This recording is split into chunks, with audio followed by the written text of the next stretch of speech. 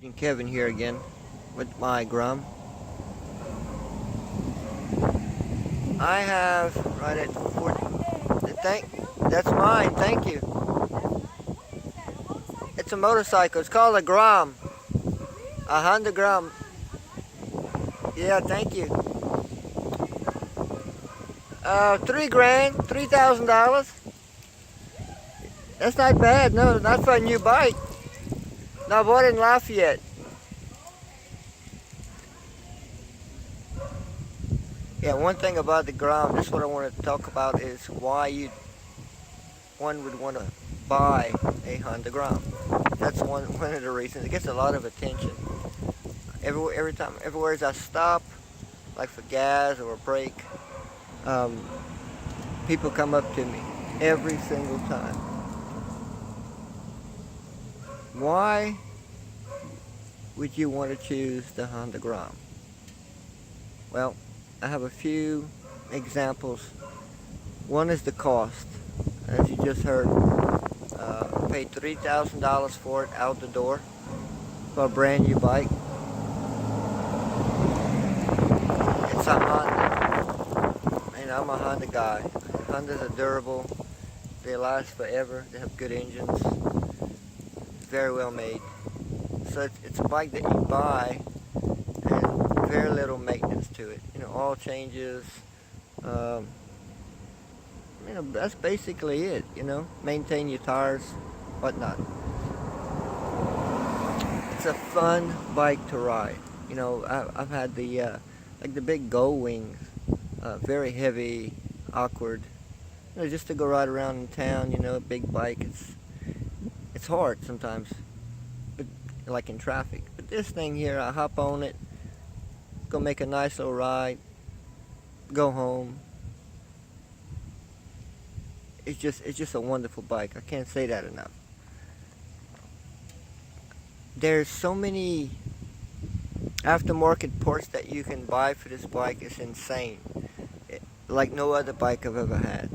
You can customize this bike like you want. You can change out the handlebars. You can change out the exhaust. You can get rid of this fender eliminator kit. They have many to choose from. You can change out the wheels. There's just on and on and on. Let me think here. It gets really good gas mileage. You put $2 of gas in it and you can ride, pretty much all day. So it's perfect for, let's say, someone in college or a short commute. This is perfect for you. Is it a good starter bike? Yes. It's like a full. It's a bike just like any other bike. It has, it has a clutch on it. It has gears. So if you've never ridden a bike before and you want to learn, this is the bike to get. Number one, you'll learn how to ride a bike. And number two, even if you do upgrade to a larger bike, chances are you'll keep your Grom. I see guys on YouTube with these big sport bikes, the 600 cc's, the 1000s, and this is what they have a Grom, and they ride the Grom more than their sport bikes. And what does that tell you? It's that much fun.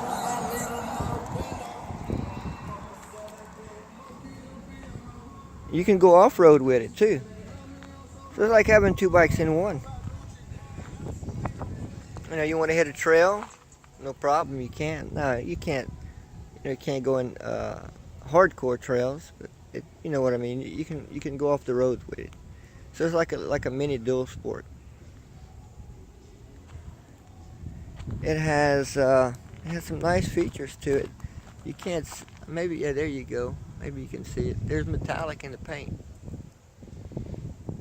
Honda did a good job with the paint job. Has a real nice cluster here, just like you see on the more expensive bikes. You have the RPM. miles per hour. You know, you have your fuel gauge, which is nice. Inverted forks that you normally see on higher end bikes. Honda decided to put inverted forks. In other words, upside down forks.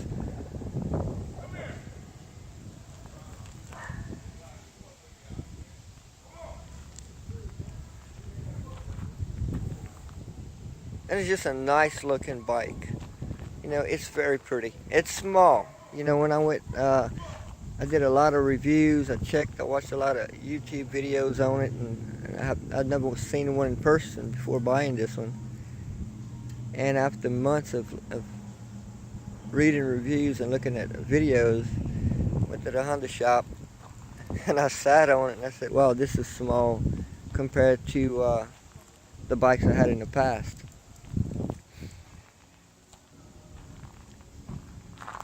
But, you know, it'll do 60 miles per hour, which is plenty for most people, I would say.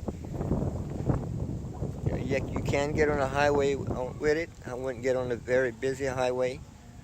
I wouldn't get on a 4-lane highway for long periods of time, and definitely I wouldn't get on the interstate with it.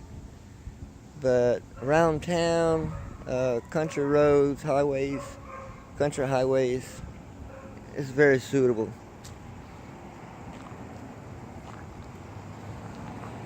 You know, they have people that make videos like 10 things that they don't like about their Grom. And there's only one thing that I could say that Honda could have did a better job. And I would have paid an extra, you know, $200-300 if they would have done it. And that's the forks. They're very soft. It bottoms out. You know, like a couple of weeks ago, we went to do some trail riding. They had a lot of roots, and it bottomed out fairly easy. That's the only thing that I could say that I don't like about the bike. But on average, riding on the road, you know, just a typical ride, the forks is not a problem. The suspension is perfect for you. I'm 185 pounds. The rear shock is great. No problem with the rear shocks. It has disc brakes in the back and also the front.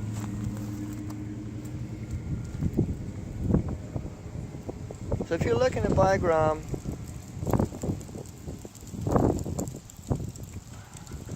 I'm here to tell you that you will not regret it if you know what you're going into. In other words, you know it's a small bike. You know it won't do 70, 80 miles per hour. Consider that, you'll love the bike. And the more you ride the bike, the more fun the bike is. Like I said, I have right at 1,400 miles on it, so I decided, you know, let's go ahead and, it's not really a review, it's why you should own a Grom, or what would make you want to have a Grom. It's very quiet.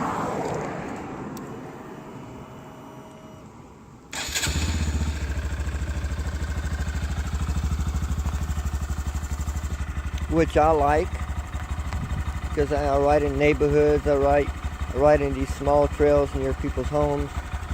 You know, I don't want to aggravate people.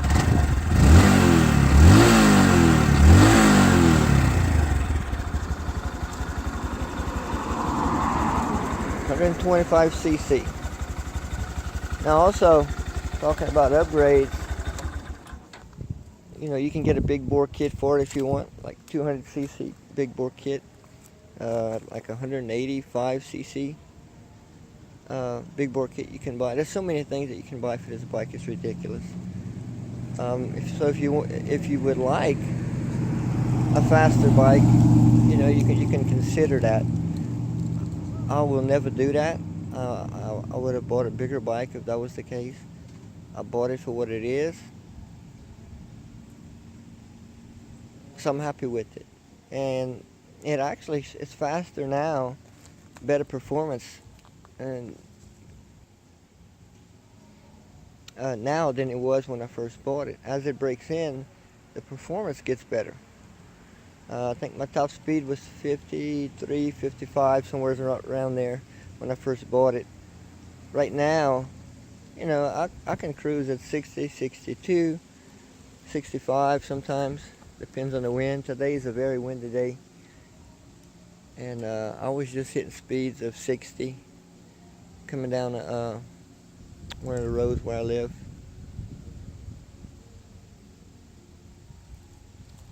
If you have any questions, you know, if you're seriously thinking about buying one, you know, you can ask me, and I'll try to help you answer any questions that I didn't cover in this video.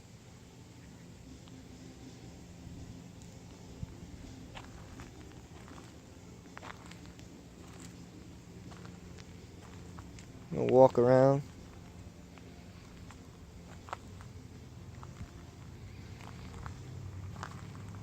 You can also get rid of the, you know, you could put a fender eliminator kit, and you can put the LED lights on it if you want. You can get one, actually, it's a brake, it's all in one. It's a brake light with the signal, the indicators. So it kind of gives you a clean look if that's what you want. You can also, you know, replace these. They're running lights also, but you know, you can get the flush mount indicators.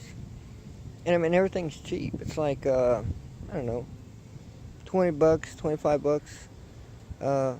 You get the two indicators, and you get the LED flasher included with it.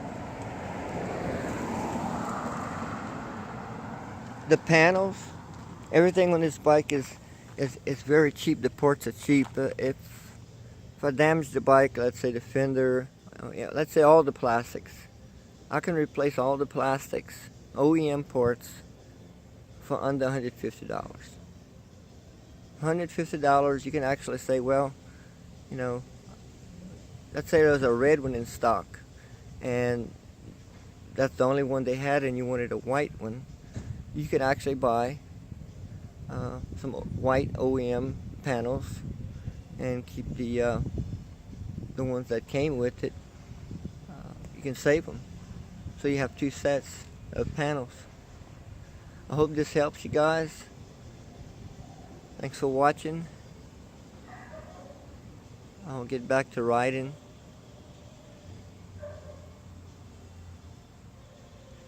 Have a great weekend. Cajun Kevin out.